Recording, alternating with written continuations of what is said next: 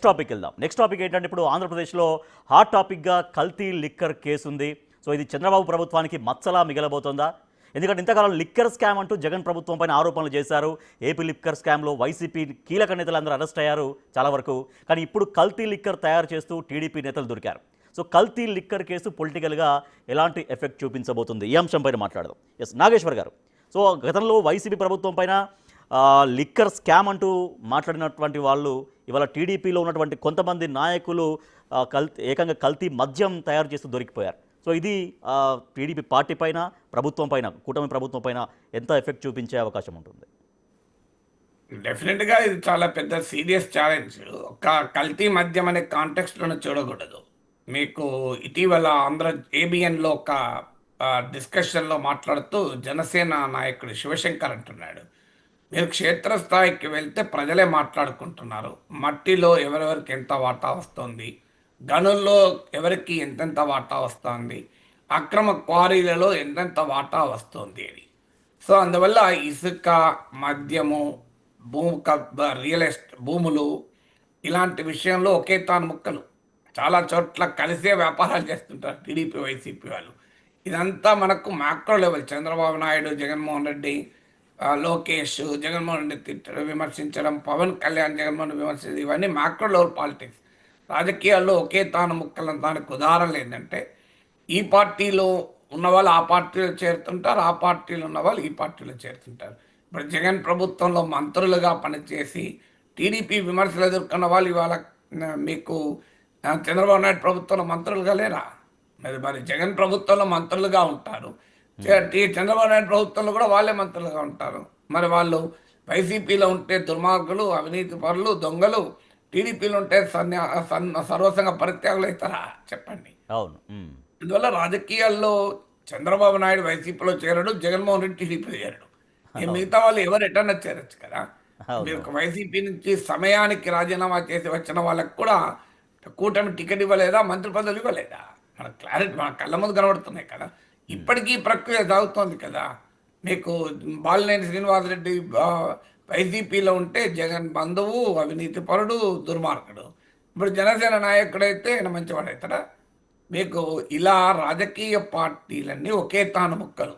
Overall కొన్ని తేడాలు ఉండొచ్చు. కులం పిచ్చితో కొంతమంది ఒక పార్టీని వెంబడి సమర్థించవచ్చు. సో కానీ రియాలిటీ ఏంటి? క్షేత్రస్థాయిలో ఈ పార్టీలో కొంతకాలం ఉంటారు, ఆ పార్టీలో కొంతకాలం ఉంటారు. అదే ప్రజల మూడు మారుతున్నప్పుడు, పొలిటికల్ గాలి మారుతున్నప్పుడు అటు ఇటు వస్తారు. దానివల్ల ఏమవుతుందంటే ఈ ఇకో సిస్టమ్ ఉంటుంది, కరప్షన్ ఇకో సిస్టమ్ అనేది. ఎవరు అధికారం అంటే వాళ్ళ చుట్టూ ఉంటుంది. ఈ మధ్య ఆంధ్రజ్యోతిలోనే పతాక శీర్షికలు వచ్చిన వార్త, అక్రమార్కులకే మంత్రి నారాయణ అండా.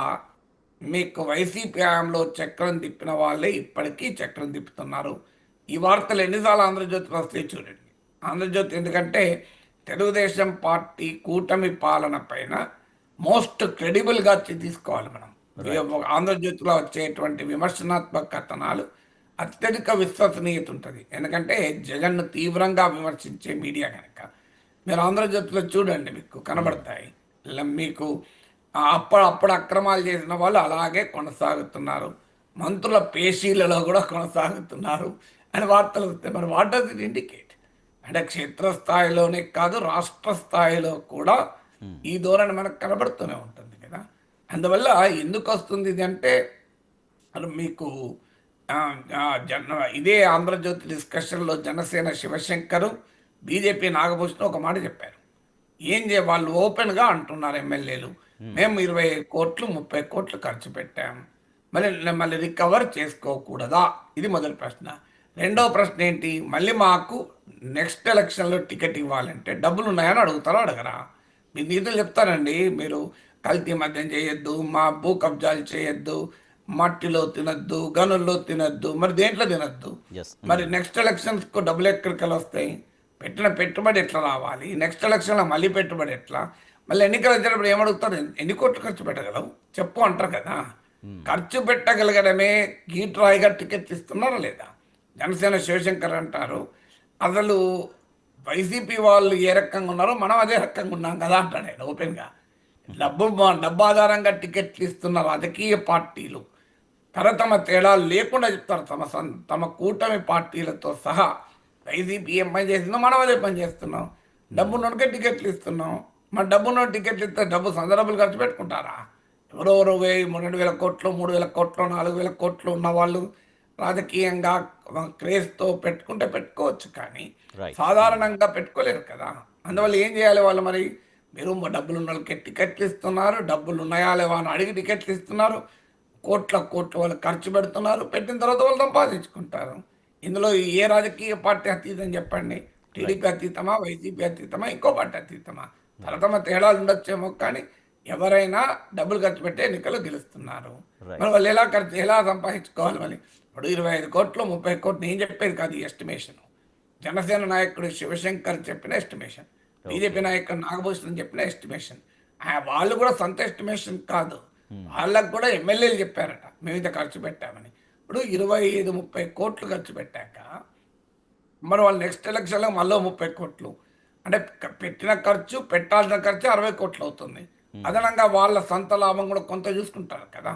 సొంత లాభం కొంత మానుకునే కదా పరుల కొరకు పనిచేసేది. సో 60 కోట్లకు ఒక 10 కోట్లు 20 కోట్లు పైన కాస్త చిలుక కొట్టుడు కొట్టాల్సి వచ్చిన 70-80 కోట్లు అయిపోతుంది కదా ఒక 5 ఏళ్ల పీరియడ్లో. సో 5 ఏళ్ల పీరియడ్లో 70-80 కోట్లకు ఎమ్మెల్యే ఎట్లా సంపాదిస్తున్నారు చెప్పండి?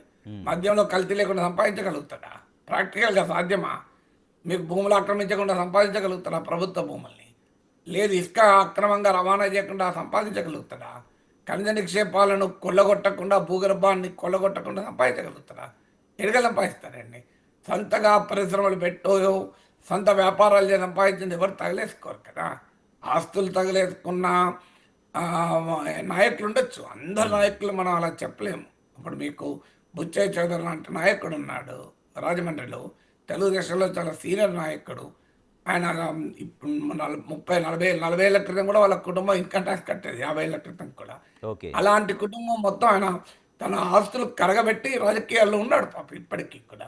ఏం సాధించాడు పాపం? ఆయన మంత్రి పదవి కూడా రాలేదు. అంత సీనియర్ నాయకుడు, అంత అనుభవజ్ఞుడు, చాలా అవగాహన ఉన్నటువంటి నాయకుడు, హైలీ రెస్పెక్టబుల్ లీడర్, పార్టీలకు అతీతంగా రాజకీయాలకు అతీతంగా అత్యంత గౌరవం పొందిన నాయకుడు. ఎన్టీ రామారావు కూడా సన్నిహితంగా పనిచేశాడు.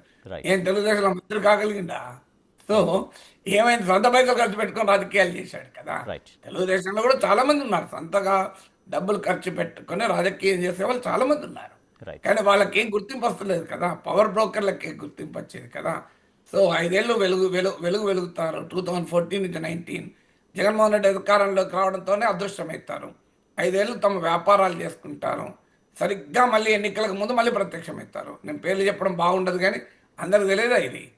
మరి జగన్మోహన్ రెడ్డి అధికారంలో ఉన్నప్పుడు సగటు తెలుగుదేశం కార్యకర్త తన్నులు తింటుంటే, కేసులు అనుభవిస్తుంటే, ఇబ్బందులు పడుతుంటే ఎక్కడా కనిపించని ఘరానా డబ్బున్న వాళ్ళు సడన్గా ఎన్నికల ముందు ప్రత్యక్షం అవుతున్నారు కదా. మళ్ళీ వాళ్ళే మంత్రులు అవుతున్నారు కదా. మళ్ళీ వాళ్ళే చంద్రబాబు నాయుడుకి అత్యంత సన్నిహితంగా పక్కనే కనబడుతున్నారు కదా. మరి సగటు కార్యకర్త కనిపించదా? మరి 5 ఏళ్ళు జగన్మోహన్ రెడ్డి బాగా వేధింపులు ఉన్నప్పుడు ఇతను ఎక్కడ పోయాడు? మాయమయ్యాడు? సరిగ్గా 5 ఏళ్ళు అదృష్టమే మళ్ళీ ఎన్నికల ముందు ఎందుకు వచ్చాడు? ఇలాంటి వాళ్ళని చంద్రబాబు నాయుడు ఎందుకు ఎంకరేజ్ చేస్తున్నాడు? చంద్రబాబు నాయుడు ఒక్కడే కాదు, అన్ని పార్టీలు అలాగే తయారయ్యాయి.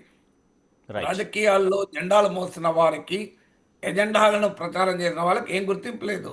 వాళ్ళు అలాగే ఉండిపోతారు. డబ్బులకి 100 కోట్లతో నువ్వు ప్రత్యక్షమైతే అప్పటికప్పుడు ఎమ్మెల్యే టికెట్లు వచ్చేస్తాయి. ఇన్స్టాంట్ సేల్ కదా. లేదా ఈవెన్ ఎమ్మెల్యే రాజకీయాల్లో డబ్బు అంటూ ఉంటే నువ్వు వైసీపీలో పనిచేసినావా, నువ్వు ఏం పని చేసినావా సంబంధమే లేదు. వైసీపీలో పనిచేసిన వాళ్ళకి ఎంతమందికి టీడీపీలో టికెట్లు ఇవ్వలేదు? సో ఎందుకు ఇస్తున్నారు? మరి మంత్రులుగా ఉన్న వాళ్ళకు టికెట్ ఇచ్చారు కదా, దీనికి ఆన్సర్ ఉండాలి కదా. అందువల్ల ఇది ఏముంది, ఇలా కల్తీ మద్యం అనే దాన్నే మనం చూడకూడదు, కాంటెక్స్ట్. అందువల్ల రాజకీయాల్లో ప్రజలు కూడా ఎట్లా తయారయ్యారంటే కులం ఆధారంగా, పవన్ కళ్యాణ్ చెప్పాడు కదా, ఆంధ్రప్రదేశ్లో కులం ఆధారంగా మాత్రం తప్ప ఇంకోట్లేదు. 2 రాజకీయ పార్టీలు, 2 నాయకులు, 2 కులాలు, 2 కాదు 3 కులాలు. సో ఇక మీకు మెరిట్ ఎక్కడ ఉంది ఇందులో నాయకులది? అందువల్ల ఎవరు అధికారంలో ఉంటే వాళ్ళు సంపాదించుకుంటారు. మనం మాట్లాడటానికి చాలా మాట్లాడతాం, కల్తీ మద్యం అంటాం, భూ కబ్జాలు అంటాం, అన్ని అంటాం. ఇప్పుడు నాకు చెప్పండి, జగన్మోహన్ రెడ్డి సమయంలో పెద్ద ఎత్తున భూ ఆక్రమణలు జరిగాయని. తెలుగుదేశం అధికారంలోకి వచ్చి ఇన్ని నెలలైంది. ఎన్ని భూములు ఆక్రమించుకుని ఎన్ని భూములు క్లియర్ చేశారు చెప్పండి. జగన్మోహన్ రెడ్డి 1,00,000 కోట్ల అవినీతి చేశారన్నారు. 5 ఏళ్ళు గతంలో అధికారంలో ఉన్నారు, ఇప్పుడు అధికారంలో ఉన్నారు. ఇందులో అత్యధిక కాలం కేంద్రంలో కూడా అధికారులు ఉన్నారు. జగన్మోహన్ రెడ్డి పైన జైలుకి పంపారా? సిబిఐ ఈడీ కేసులు ఏమైనా ముందుకు పోయినాయా నాకు చెప్పండి. మరి 1,00,000 కోట్ల దినమని ఎందుకు మీరు స్పేర్ చేస్తున్నారు? 1,00,000 కోట్ల దినమని కక్కించాలి కదా. రాజకీయ నాయకులు, తెలుగుదేశం నాయకులు ఎంతమంది ఉపన్యాసాలు ఇవ్వాలి? 1,00,000 కోట్లు కక్కించి ప్రజలకు పంచుతామన్నారా లేదా? మీరు ఎవరిని కక్కించారు, ఎంత పంచారు చెప్పండి నాకు. అందువల్ల ఇవన్నీ ప్రజల్ని మనం అంగిల్ షర్ట్లు నింపుకుంటారు పాపం అభిమానులు సోషల్ మీడియాలో ఉండి, కులం పిచ్చితోనో మరో పిచ్చితోనో సో ప్రజలైతే అన్ని గమనిస్తూ ఉంటారు. రైట్ దేనికైనా రెడీ అవుతారు. కానీ రియాలిటీ ఏంటి? Right so AP liquor scam అంటే జగన్ ప్రభుత్వంలో లిక్కర్ స్కామ్ అయినా సరే, ఇప్పుడు ఆంధ్రప్రదేశ్లో కల్తీ మద్యం తయారు చేస్తూ దొరికిన వాళ్ళని సరే, వాళ్ళు కొంతమంది వ్యక్తుల వల్ల వారికి మాత్రమే నష్టం ఉంటుందని ప్రజలు గమనిస్తారని చెప్తున్నారు. అలాగే రాజకీయ పార్టీలన్నీ ఒకే తాను ముక్కలని కూడా చెప్తున్నారు ప్రొఫెసర్ నాగేశ్వర్ గారు.